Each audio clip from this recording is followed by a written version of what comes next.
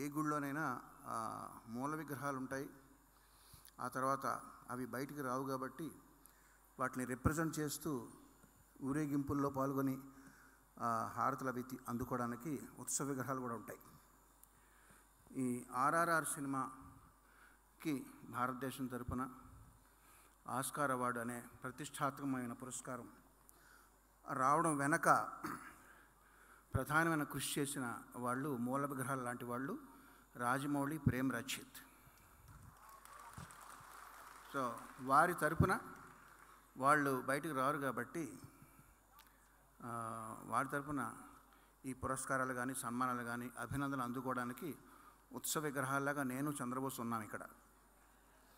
So మా వంతు ఎంతో కొంత ఉన్నప్పటికీ కూడా ప్రధానమైన కారణం వాళ్ళిద్దరిది అని భావిస్తూ గోల్డెన్ గ్లోబ్ అవార్డు అందుకున్నప్పుడు కూడా అదే చెప్పడం జరిగింది. కాకపోతే అక్కడ వివరంగా చెప్పలేదు, ఎందుకంటే అట్లాంటి వేదికల మీద 5 నిమిషాలు కాదు, 1 నిమిషంన్నర 45 సెకండ్లు అట్లా టైం ఇస్తారండి.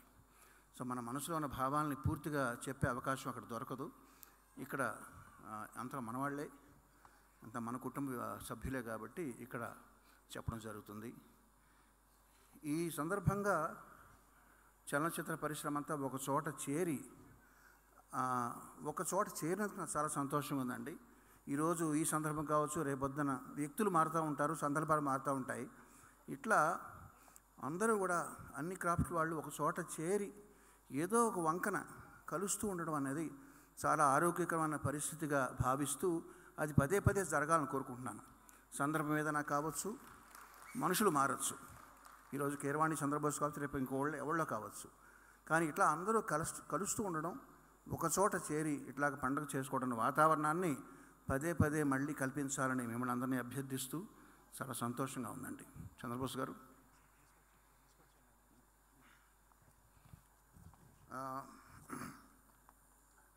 నా మొట్టమొదటి పాట రికార్డింగ్ చేసింది చెన్నైలో ప్రసాద్ 70mm అనే థియేటర్లో. ఉన్నత సాంకేతిక విలువలు అనే మాట చాలాసార్లు వింటుంటాం మనం. అంటే దాని అర్థం కొంతమందికి తెలియకపోవచ్చు.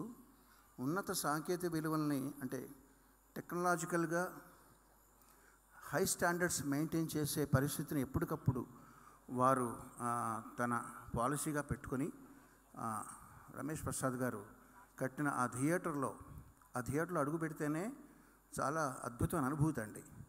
లూయిస్ బాబు అని ఒక ఆయన ఉంటాడు అక్కడ.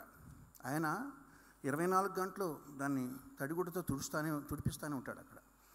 ఆ థియేటర్లో అడుగు పెడితే దేవాలయంలోకి అడుగు పెట్టినట్టు ఉంటుంది. లోపలికి మంచినీళ్ళ బాటిల్ కూడా తీసుకువెళ్ళడానికి వీల్లేదు.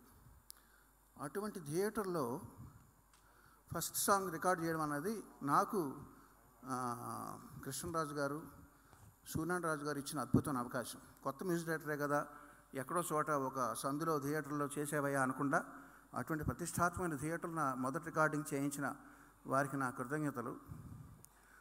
ఆ థియేటర్లో నేను ఫస్ట్ ఎంటర్ అయ్యి అక్కడ ఒక 50-60 పీస్ ఆర్కెస్ట్రాతో సాంగ్ రికార్డ్ చేసేటప్పుడు ఉన్న అనుభూతి అది ఎంత గొప్పదంటే, అది ఒక రసగుల్లానో గులాబ్ జామునో తిన్న అంత అనుభూతికి ముందర ఆస్కార్ అవార్డు అనుకోండి ఒక మంచి చక్కటి టీ తాగినట్టు. మీకు చూడండి, మంచి స్వీట్స్ తిన్న తర్వాత టీ తాగితే అందులో టేస్ట్ తెలియదు, మీకు అందులో తీపి మాధుర్యం మీకు తెలియదు. అలాగని అంత కొట్టిపాడేలాం. కార్తికేయకి ఏదైతే నేను కృతజ్ఞతలు చెప్పానో, కార్తికేయ భార్య అంటే మా కోడలు పూజ నన్ను అడుగుతూ ఉంటుంది, అంకుల్ మీరేంటి ఎగ్జైట్ అవ్వట్లేదు ఏంటని. నిప్పులు చిమ్ముతూ నింగికి ఎగిరితే నిబిడాశ్చర్యంతో వీరే అన్న పరిస్థితిని ఒక 5-6 సార్లు, నెత్తురు కక్కుతూ నేల రాలిపోతే నిర్దాక్షిణ్యంగా వీరే అన్న పరిస్థితిని ఒక 4-5 సార్లు జీవితంలో అనుభవించిన వాడిని. సో ఆస్కార్ అవార్డులో అందుకునేటప్పుడు కానీ నాకేం ఎగ్జైట్మెంట్గా లేదండి, వస్తే చాలా మంచిదనే సదుద్దేశంతోనే ఉన్నాను. ఆస్కార్ అవార్డు చాలా ప్రతిష్టాత్మకమైందని తెలుసు, కానీ నా భార్య అంటుంటుందండి, బ్రతికితే ఒక్కరోజైనా సరే రామోజీరావు గారిలా బతకాలి మనిషి అన్నవాడు అని.